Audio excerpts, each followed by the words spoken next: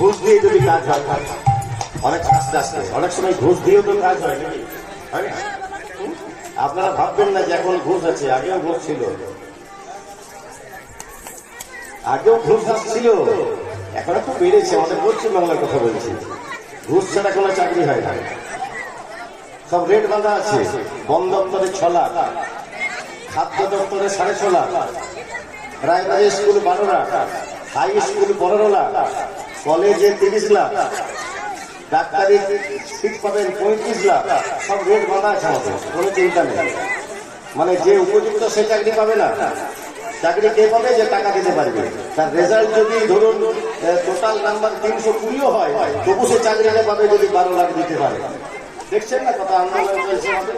হ্যাঁ, পয়সা দিলেই চাকরি, নাইলে চাকরি নেই, বুঝেছে? তো যাই হোক, আগেকার দিনে ঘুষ ছিল বলছেন, আগেকার দিনেও কিন্তু ঘুষ ছিল। দাদা বলাই বলছে, দেখি যদি ঘুষ দিয়ে কাজ হয়, সরবি না? ছবিটাও বলছে, ছায়াটা সরবি না তো নে, আমার পাগড়িটা নেই, রাস্তা ছেড়ে দে। এখন দাদা বলাই পাগড়িটা খুলে দিয়ে দিয়েছে। এখন দাদা বলাই যদি পাগড়ি খুলে দেয়, ছায়াটা তো পাগড়ি খুলবে, বুঝলেন ব্যাপারটা? এই যদি পাগড়ি খুলে ও খুলবে, এই খুলেছে আবার ও খুলেছে। আমি যা করছি তো তাই করছি, গলার চাদরটা নেই, গলার চাদরটা দিয়ে দিয়েছে। দাদা বলাই যখন গলার চাদরটা দিয়েছে, ও তো গলার চাদরটা খুলেছে। এবার আমি যা করছি তাই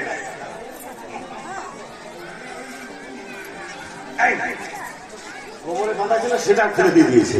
আর এই যখন দাদা বলাই খুলেছে, সেও খুলেছে।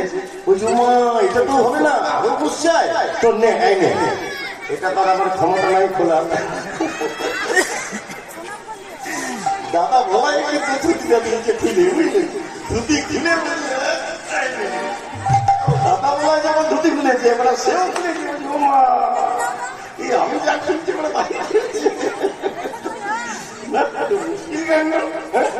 হবে না, এবারে ঘুষ দিলে হবে, মানে গায়ের জোর দেখা যাবে, গায়ের জোর না দেখালে হবে না। তো যেখানে ছায়াটা আছে সেখানে দাদা বলে কি করছে জানেন?